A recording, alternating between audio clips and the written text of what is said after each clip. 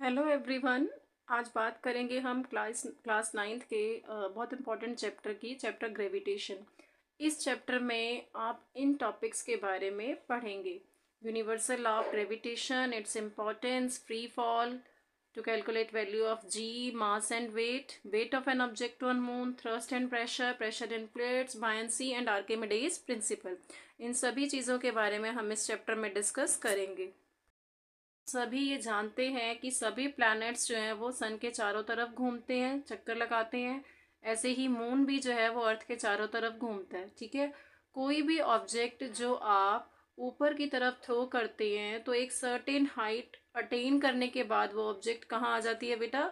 अर्थ पर गिर जाती है। आप एक पीस ऑफ चौक ले लो, एक पेंसिल ले लो, एक पेन ले लो, जिसे भी आप ऊपर की तरफ थ्रो करते हो, आप ऑब्जर्व करते होंगे कि वो एक सर्टेन हाइट अटेन करने के बाद अर्थ पर आकर के गिर जाती है। तो सर आइजैक न्यूटन जो थे उन्होंने क्या बताया कि हमारी अर्थ जो है वो सभी ऑब्जेक्ट्स पर एक फोर्स लगा रही है, कंटिन्यू वो एक फोर्स लगा रही है। इन्होंने यहाँ बात करी हमें ग्रेविटी की। ग्रेविटी क्या है? ग्रेविटी एक अट्रैक्ट फोर्स है जिसे अर्थ लगा रही है ऑब्जेक्ट्स पर। ठीक है, ये एक तरह का अट्रैक्टिव फोर्स है, सर आइजैक न्यूटन ने हमें बताया। और आप ऑब्जर्व भी करते हैं, जब भी आप ऑब्जेक्ट ऊपर की तरफ फेंकते हैं तो वो ऑब्जेक्ट्स क्या होती हैं? हमेशा अर्थ की तरफ नीचे आके गिर जाती हैं। ऐसे ही एक बार न्यूटन जो है वो पेड़ के नीचे बैठे थे और उन्होंने क्या देखा कि एक एप्पल जो है वो नीचे आकर के गिर गया। और वो सोचने लगे कि ये एप्पल जो है वो नीचे ही आकर के क्यों गिरा। तो उन्होंने कंक्लूड किया कि जो भी कोई चीज़ हम ऊपर की तरफ फेंके वो हमेशा कहाँ गिरेगी? अर्थ की तरफ आकर के नीचे गिर जाती है। सर ने ये कंक्लूड करके बताया हमें, every object in universe attracts another object with a certain force. इस यूनिवर्स में हर एक ऑब्जेक्ट जो है वो दूसरी ऑब्जेक्ट को क्या कर रही है? अट्रैक्ट कर रही है। हर एक ऑब्जेक्ट दूसरे पर क्या कर रही है? फोर्स लगा रही है। ठीक है। जैसे मैं यहाँ इस नोटबुक पर लिख रही हूँ तो इस नोटबुक और पेन के बीच में भी क्या है? फोर्स है। एक बच्चा जो है, एक बच्चा अगर एक बॉल से खेलता है तो इस बच्चे और बॉल के बीच में भी क्या है? फोर्स ऑफ अट्रैक्शन है। सेकेंड लॉ जो हमें न्यूटन ने दिया उसमें क्या बताया न्यूटन ने? The force with which two objects attract each other is called gravitational force. कि दो ऑब्जेक्ट्स जो एक दूसरे को अट्रैक्ट करती हैं उस फोर्स को हम क्या कहते हैं? जो उनके बीच में फोर्स लगता है उसी फोर्स को हम क्या बोलते हैं? Gravitational force. ये दो लॉ हमें न्यूटन ने बताए। जैसे ये बॉल है, ये आपने ऊपर की तरफ थ्रो करी, हमने ये पढ़ा ना कि अर्थ जो है इस पे ग्रेविटेशनल फोर्स लगा रही है, जिसके कारण ये बॉल क्या है? अर्थ के पास आकर गिर जाती है, अर्थ पर आकर गिर जाती है। तो ये बॉल भी तो अर्थ पर फोर्स लगाती है। जब हर यूनिवर्स में हर एक ऑब्जेक्ट दूसरे को अट्रैक्ट कर रही है तो ये बॉल भी अर्थ पर फोर्स लगाएगी। तो ये अर्थ क्यों नहीं चली जाती इस बॉल के पास? तो अर्थ का जो मास है वो क्या है? बहुत लार्ज है। अर्थ का जो मास है वो बहुत लार्ज है as compared to the mass of the object. तो इसी कारण से ये बॉल जो है वो अर्थ पर आकर गिरती है। आपने फॉर्मूला भी पढ़ा होगा, force is equal to mass into acceleration. अगर मैं यहाँ से एक्सलरेशन की बात करूँ तो क्या हो जाएगा? Force upon mass. अर्थ का मास बहुत ज़्यादा है और एक्सलरेशन क्या हो जाएगी उसकी? नेग्लिजिबल हो जाएगी। तो अर्थ की एक्सलरेशन नेग्लिजिबल है, तो इसी तरीके से अर्थ जो है वो बॉल के पास नहीं जाती है। जैसे देखो ये मून है, ठीक है, ये हमारी अर्थ है। मून जो है वो अर्थ के चारों तरफ क्या कर रहा है? चक्कर लगा रहा है। क्यों? अब ये एक दूसरे पर फोर्स लगा रहे हैं, तो क्यों मून जो है वो अर्थ के पास आकर नहीं गिर जाता, या क्यों अर्थ जो है वो मून के पास नहीं चली जाती? ये अपने ऑर्बिट में ही घूमता रहता है मून। ठीक है, अगर मून अर्थ पे आ जाएगा तो सब डिस्ट्रॉय हो जाएगा। ऐसा क्यों नहीं होता? क्या रीजन है इसके पीछे? इसको हम समझते हैं। ये टग ऑफ वार का गेम तो पता है ना सभी को। इसमें क्या है, देखो दोनों टीम्स जो हैं दोनों तरफ से क्या लग रहा है? इक्वल फोर्स लग रहा है। यहाँ से भी 300 न्यूटन का फोर्स लग रहा है। ये एग्जांपल के लिए मैंने लिया है। यहाँ से भी 300 न्यूटन का फोर्स लग रहा है। दोनों तरफ से क्या लग रहा है? इक्वल फोर्स लग रहा है। तो कोई भी टीम नहीं जीतेगी, है ना, इस गेम के अंदर।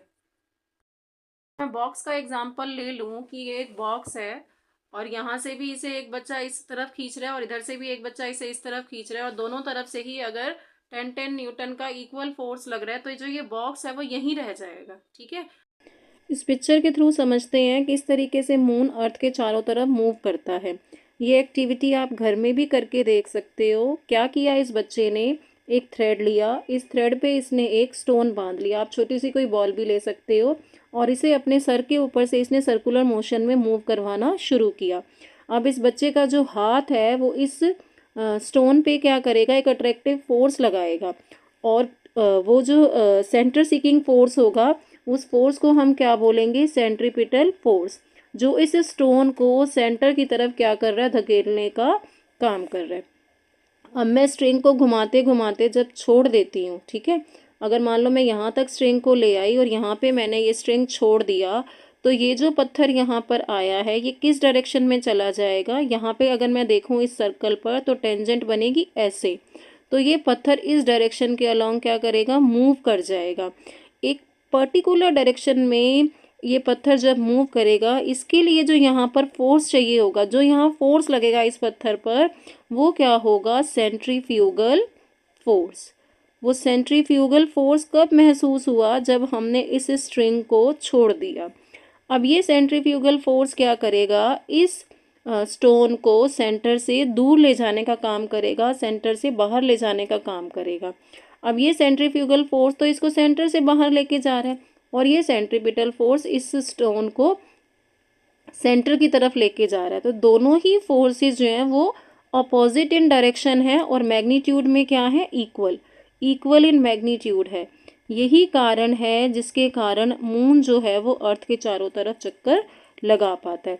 ये जो हमारा मैंने यहाँ इसने स्ट्रिंग दिखाया है सेंटर पे, ये अर्थ है और ये जो स्टोन है ये क्या है, मून है। ये देखो, ये हमारी अर्थ है और ये क्या है, मून। अर्थ जो इस पर फोर्स लगा रही है वो कैसा फोर्स है, सेंट्रीपिटल फोर्स, ठीक है। जो इस पर अर्थ ग्रेविटेशनल फोर्स लगा रही है उस फोर्स को हम क्या कहते हैं, सेंट्रीपिटल फोर्स। मून जो है जब इस सेंटर से बाहर जा रहा है, इस डायरेक्शन में चला गया, तो ये कौन सा फोर्स लग रहा है इस पर, सेंट्रीफ्यूगल फोर्स। ये दोनों ही फोर्स क्या है, अपोजिट इन डायरेक्शन है और इक्वल इन मैग्नीट्यूड है, जिसके कारण मून अपने ऑर्बिट में ही रहता है। यही रीज़न है, यही फॉलो होता है कि प्लैनेट्स भी जो हैं वो सन के चारों तरफ चक्कर लगाते हैं अपने ऑर्बिट में। ना तो प्लैनेट सन की तरफ गिरते हैं, ना सन प्लैनेट्स की तरफ, और ना ही मून जो है वो अर्थ की तरफ गिरता है, ना अर्थ मून की तरफ गिरती है, ठीक है। पढ़ते हैं अब यूनिवर्सल लॉ ऑफ ग्रेविटेशन। इसको हम न्यूटन्स लॉ ऑफ ग्रेविटी भी बोलते हैं।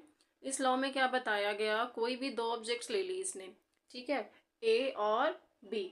इसका मास मैंने m1 ले लिया, एज्यूम कर लिया, और इसका मास मैंने m2 ले लिया। अब इन दोनों के बीच में भी क्या लगेगा, फोर्स लगेगा ना, ग्रेविटेशनल फोर्स।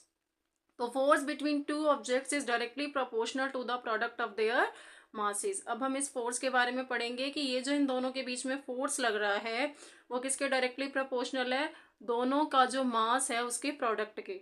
डायरेक्टली प्रोपोर्शनल का मतलब क्या होता है, अगर हम इनके मासेस की वैल्यू बढ़ाएंगे तो फोर्स भी क्या होगा, वो बढ़ जाएगा। सेकेंड इक्वेशन हमें क्या बोलती है इसकी, कि फोर्स जो है इन दोनों ऑब्जेक्ट्स के बीच में जो लग रहा है वो इन्वर्सली प्रोपोर्शनल है square of the distance between them.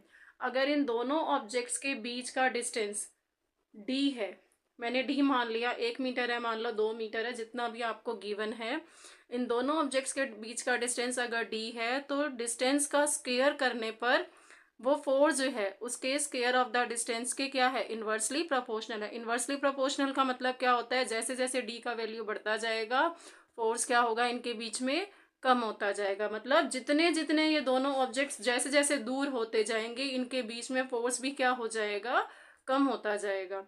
अच्छा, इसको किससे समझ सकते हो आप, बेटर एग्जांपल इसके लिए अगर मैं ले लूँ तो मैग्नेट का ले सकते हो, है ना, मैग्नेट का और आयरन का, कि अगर जैसे मैग्नेट और आयरन के बीच का डिस्टेंस कम होता है तो फोर्स ऑफ अट्रैक्शन क्या होता है, बढ़ जाता है, और अगर हम उनको दूर कर दे तो उसमें फोर्स ऑफ अट्रैक्शन क्या हो जाता है, कम हो जाता है, ठीक है।